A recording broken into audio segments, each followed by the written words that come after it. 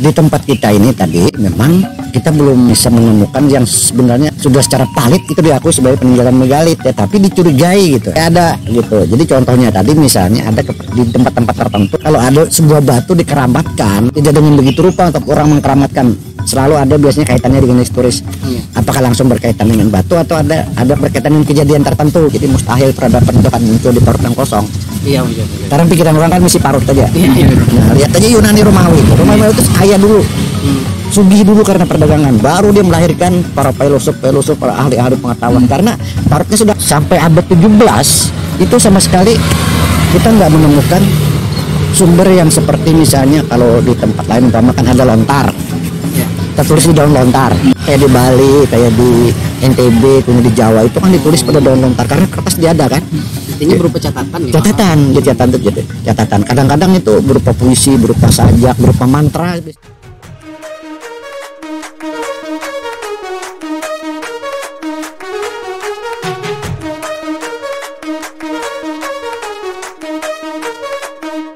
Assalamualaikum warahmatullahi wabarakatuh. Waalaikumsalam. Ini kita bertaman pulang nih di Serser ya, kalau di channel Om Rams lawan ayah. Iya. Jadi kita semalam tuh sampai zaman Neolit malah. Iya. Dimana manusia Kalimantan ini sudah bisa olah segala wadak.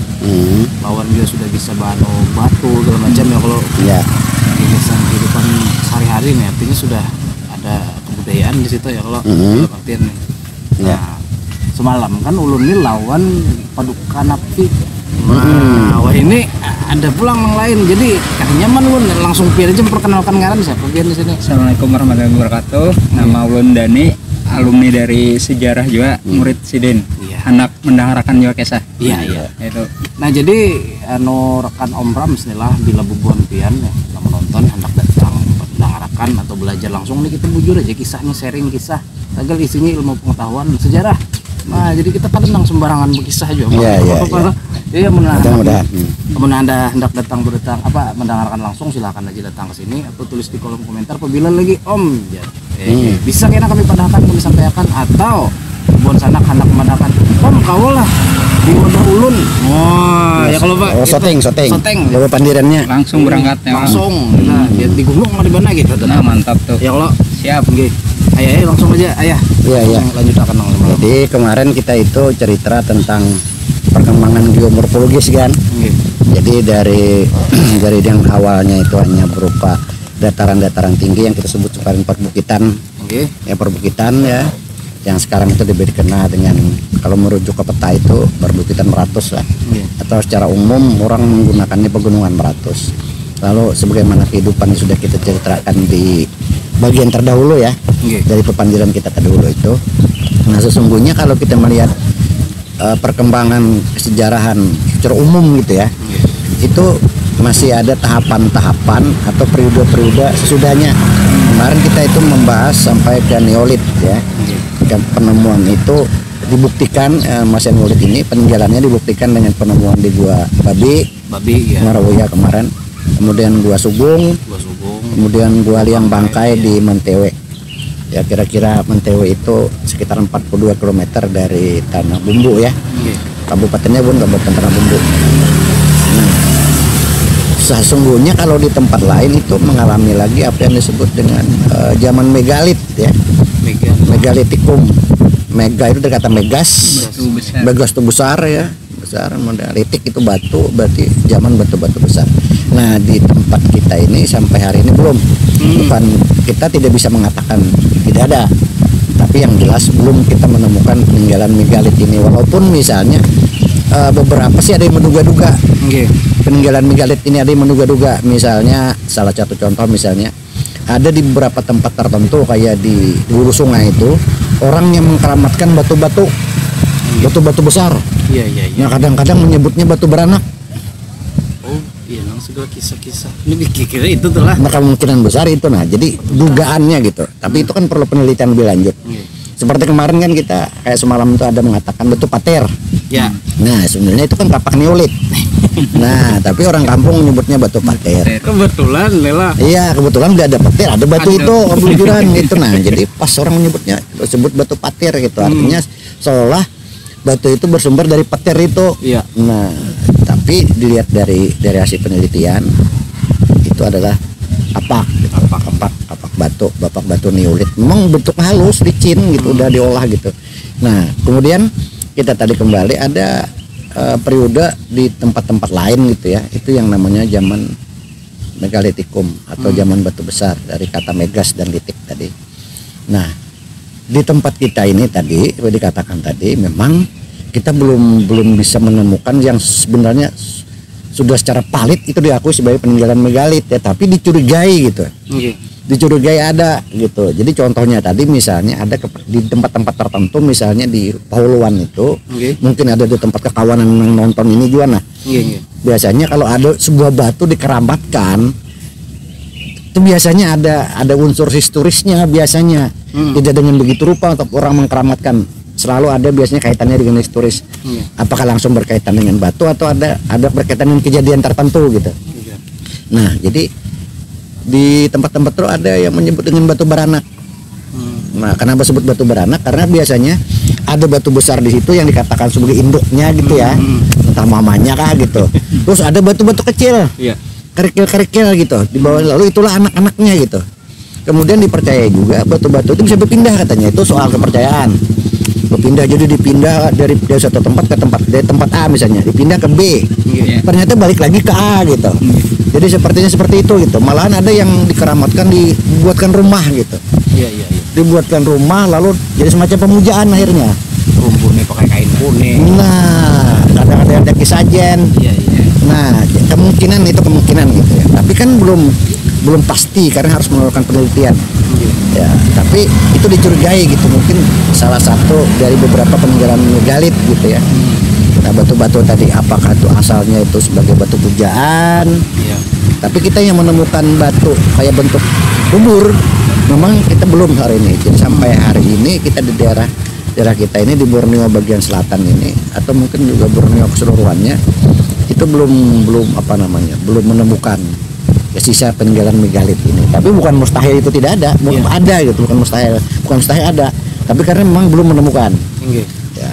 Nah, baru kemudian kita mengenal melompati itu, lalu ada sebut dengan zaman besi, zaman logam, di mana manusia sudah mengenal logam lebih keras lagi dari batu gitu, dan bisa mengolahnya. Dan ini sesungguhnya sebuah revolusi di dalam peradaban manusia.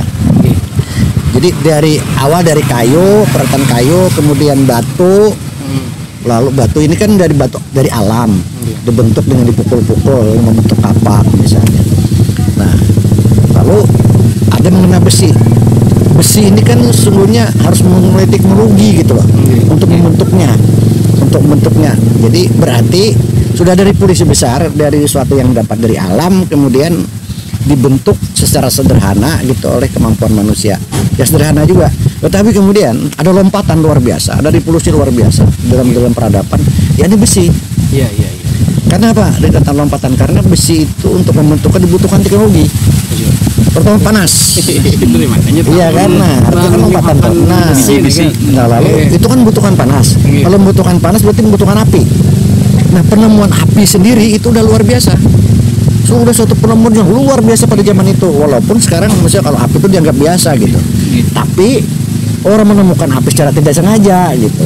Tidak sengaja. Jadi misalnya orang-orang masa lampau itu diperkirakan kalau pas musim kemarau di mana kayu-kayu kering, daun-daun kering saling bergesek menimbulkan api gitu. Nah, ini kan sebuah penemuan tidak sengaja gitu. Rata-rata masa lalu itu tidak sengaja. Berbeda dengan manusia sekarang, itu penemuan itu kan sengaja, dirancang sedemikian rupa gitu untuk menemukan sesuatu. Kalau dulu kan istilahnya itu penemuan secara tidak sengaja. Dan kejadian itu, maaf pagar palang, sesuai aja kalau terjadi di zaman ini kayak kebakaran hutan lo kan gara-gara gesekan. Ya, gara-gara gesekan. Nah, lalu manusia saat itu mengenal itu misalnya, oh ternyata kalau panas itu terjadi pergesekan menimbulkan api gitu loh. Nah, lalu kenapa besar itu penemuan teknologi? Karena dari dulu makan yang mentah-mentah, nah, sekarang kan ada api. Nah, lalu mulai memasak, memanggang, membakar. Sangat. Iya, sampai hari ini ada pepuyo di Banam gitu kan ya dan. Nah, kemudian ada misalnya sapat berburu karing dan meramu lah Pak. Nah, jadi berburu meramu itu kan sederhana mentah-mentah semua. Nah, kemudian ada lompatan besar. Api dan besi ini penemuan yang luar biasa ini, luar biasa. Memang banyak lagi di pulau lain misalnya dari itu terjadi karena manusia itu menetap. Jadi manusia itu akan memiliki peradaban, memiliki kemajuan peradaban yang luar biasa kalau sudah hidup menetap.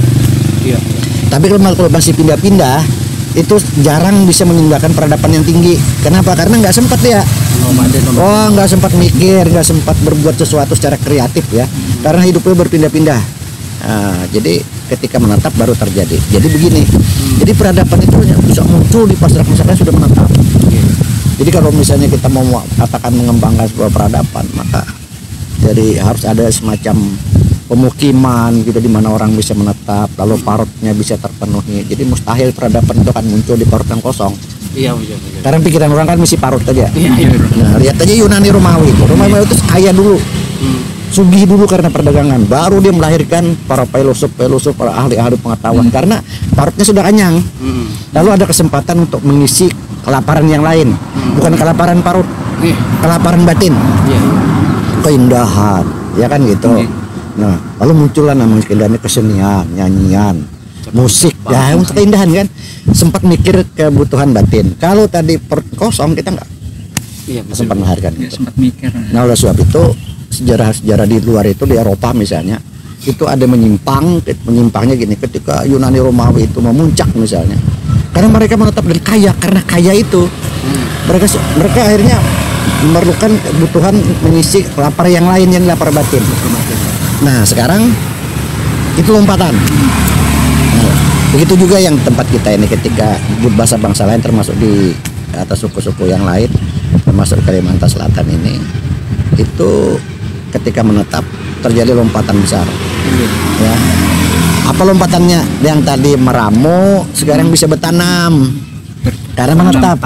Nah itu coba benih itu kan padi itu kalau kada ditumbuhi mana bisa berhasil gitu. Makan hama kemudian sabat, bahasa sabat tuh kalau bahasa Indonesianya apa ya, penuh dengan rerumputan gitu kan ya, rimbun lah gitu. Nah luar biasa kan, lalu betikus sebagainya. Nah karena menetap, lalu karena untuk itu harus menetap. Jadi mereka mengenal cocok tanam dulu baru ini nih. Jadi antara menetap dan cocok tanam itu suatu hal yang berjalan bersamaan. Ditumbuhi. Termasuk juga bukan hanya itu, berkembang di peternakan. Dulu kan memburu. Sekarang ternyata misalnya ada tatamu yang kayak bisa terabang tapi lain burung. Ternyata ayam. Nah, ada terabang bisa bakunyong ternyata itik. Nah, ternyata bisa dipelihara gitu loh. Bisa dipelihara, bisa jinak dan bisa berkembang biak. Nah itu juga merangsang mereka, mendorong mereka untuk menetap kayak begitu. Jadi itu jelas, sudah itu evolusinya jelas gitu. Ya kemudian, nah itulah yang dalam perkembangan berikut sudah memasuki apa yang disebut dengan dunia yang mengalami peradaban dalam artian sudah mengenal logam lah gitu loh. Malahan ada situ logam itu dibagi-bagi lagi, ada zaman perunggu gitu kan dan sebagainya. Nah, jadi perunggu itu kan hasil percampuran ya. Jadi logam campuran. Nah itu teknologinya luar biasa. Jadi membakar itu kan tadi mengenal api lalu membakar sehingga sampai meleleh gitu. Itu kan luar biasa. Untuk saat itu, jangan gitu. Jadi untuk saat itu lompatan besar. Baik. Nah itu satu episode sampai sini dulu. Nah lalu pagat kisah ibarat buayang tuh jar bantu alalia berapa kasane jar itu lah. Nah sampai di situ lalu ada lompatan luar biasa. Artinya kita tidak sementara penemuan arkeologis kita belum bisa lengkap gitu ya tentang megalit. Nah, Proniulit itu kayaknya kita bisa menemukannya di di keterampilan tertentu di masyarakat tertentu yang mengenal pembuatan logam.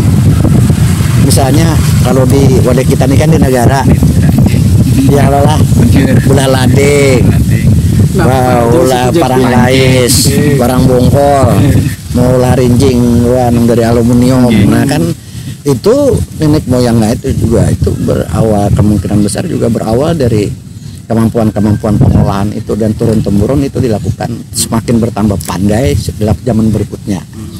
Nah, jadi lalu ada muncul itu kita menemukan katakan sejarah di Kalimantan Selatan ini, katakanlah Borneo di bagian selatan ini, itu sesungguhnya di abad 15 di abad 17 ke bawah itu kabur dalam artian gimana Pak? Kabur, tidak ada sumber-sumber yang tertulis gitu.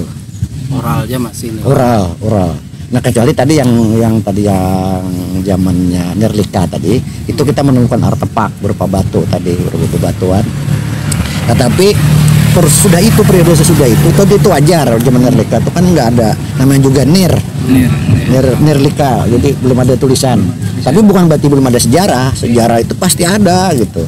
Cuman tidak dituliskannya, tidak dicatatnya gitu, tidak dicatatnya. Jadi tersimpan di dalam memori. Nah, itu disebut dengan tersimpan dalam secara mentepak, cara mentapau semalam tuh kan. Mentipak ya gitu. Nah, kepada Susipek.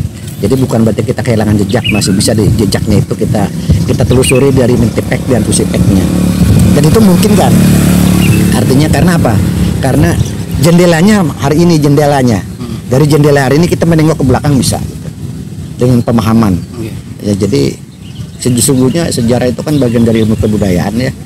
Jadi yang paling utama itu adalah perstehen itu kan paham gitu. Jadi bukan hanya menyerap apa yang tertulis, tapi juga memahami apa yang ada di balik yang sesuatu yang tidak tertulis. Jadi muncul dalam pemikiran gitu ya, muncul dalam cara memandang sesuatu, muncul dalam interaksi mereka sesama mereka itu bisa. Nah, itu kan bagian dari Susipek, dan itu yang sesungguhnya dibutuhkan, tidak seperti ilmu eksakta yang harus misalnya ada angka-angka baru kita buat rumus lalu kita hasilkan sesuatu. Kalau ini paham gitu kan. Pasti ya itu ini kita memahami ini dari sudut pandang mereka. Jadi kita itu lebur ke dalam sesuatu yang kita teliti, yang kita pahami. Kita harus paham gitu. Paham yang mau kita teliti itu seperti apa sesungguhnya gitu. Atau katakanlah manusianya, kelompok manusianya yang mau, atau dari kelompok budaya mana, kita harus lebur juga dalam budayanya itu, paham gitu loh.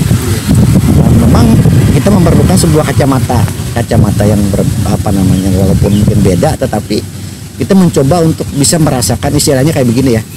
Kalau di dalam ilmu kebudayaan itu, di dalam sejarah itu, kita itu ibarat kayak sejarawan itu atau budayawan itu kayak jarum gitu. Dia jarumnya. Kemudian ada dimasukkan ke dalam pembuluh darah seseorang.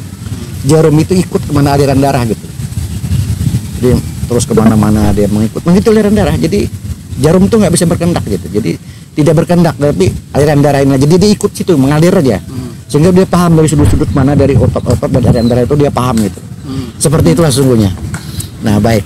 Nah, sampai abad 17 itu sama sekali kita nggak menemukan sumber yang seperti misalnya kalau di tempat lain umpamakan ada lontar, tertulis di daun lontar, terutama pada suku-suku tidak kitab sih sesungguhnya. Jadi ditulis di daun lontar, kayak di Bali, kayak di NTB, punya di Jawa itu kan ditulis pada daun lontar karena kertas dia ada kan. Intinya berupa catatan. Catatan. Kadang-kadang itu berupa puisi, berupa sajak, berupa mantra.